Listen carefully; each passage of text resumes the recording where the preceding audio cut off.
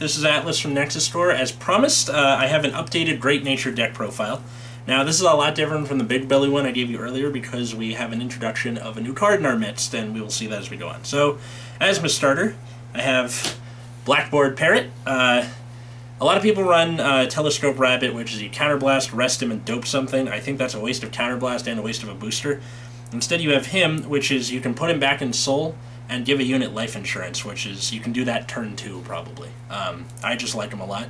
Typically, you're going to want to call him off to the side of the Vanguard circle instead of directly behind it, because oftentimes you'll want to, I don't know why, it just works for me, so I'm OCD about it.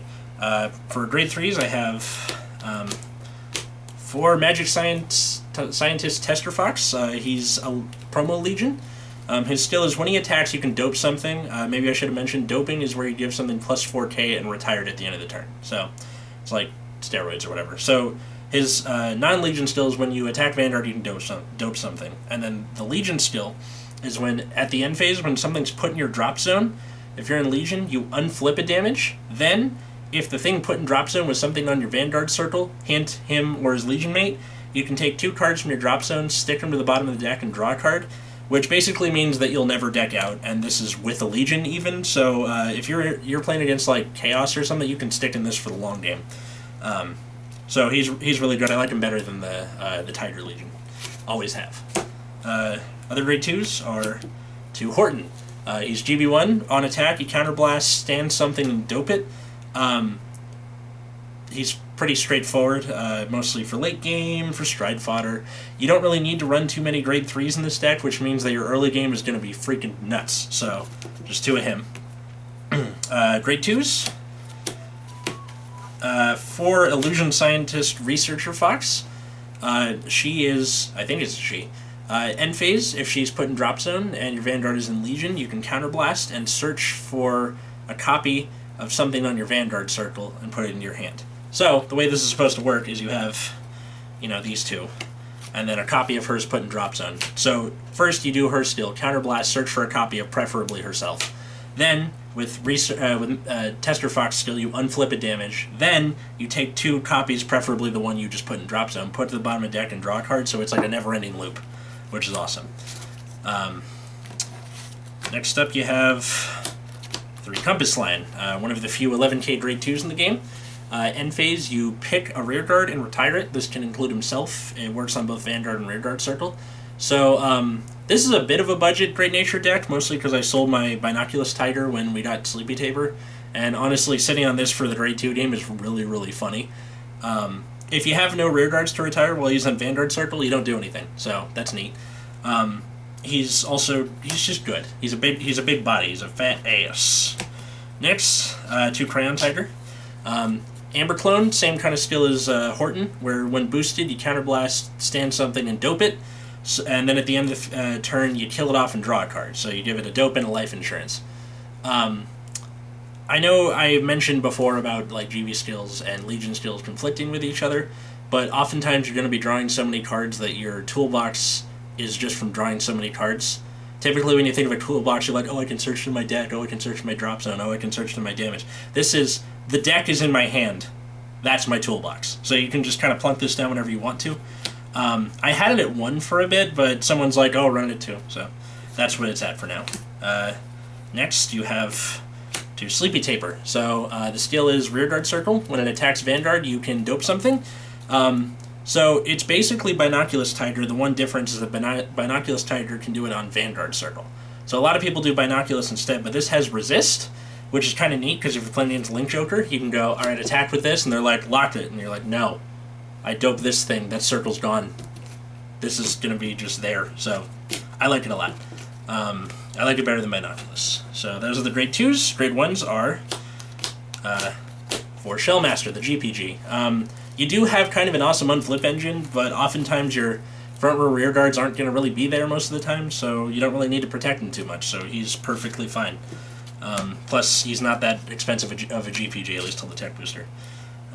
Next we have 4 Coiling Duckbill. On call, give something to life insurance. You can't not run 4 of them, sorry.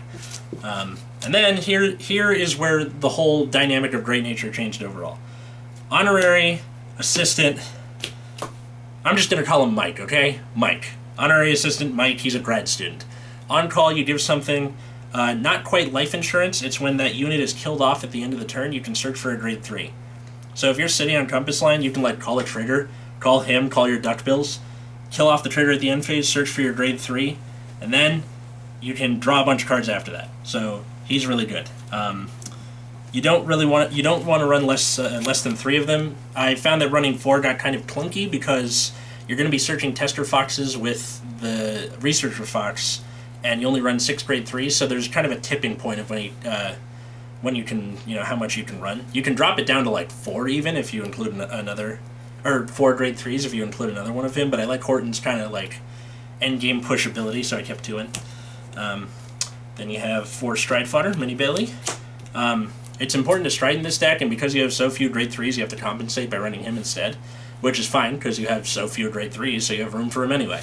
And then lastly, 1 Taping Cat. We do literally nothing with our soul. So on call, Soul Blast, draw a card, or Soul Blast 2, draw a card. Great. Call him, draw, dope him, get him out of the way, put him back with Legion, do it later in the turn. Or game, sorry. So he's fine. Triggers are for heal.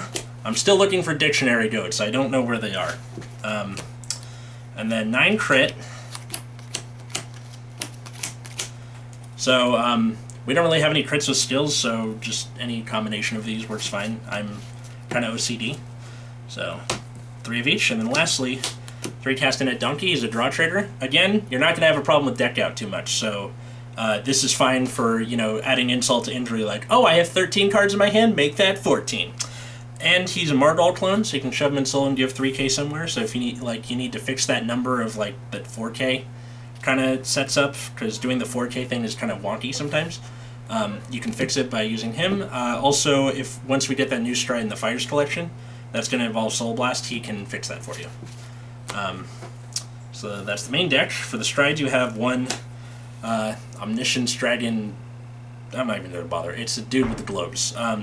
When he hits Vanguard, you give something plus 4k. It doesn't kill it, so it's not a dope, but you give something plus 4k, and then the skill that when it attacks Vanguard, if that column's at 20,000 or more, you draw a card. So the important part is, let's say you have Tiger and Lion and Bear. Oh my. Anyway, so, alright, that's facing the camera. So you go, attack with this, then you attack with Science, hit, give it to him, and then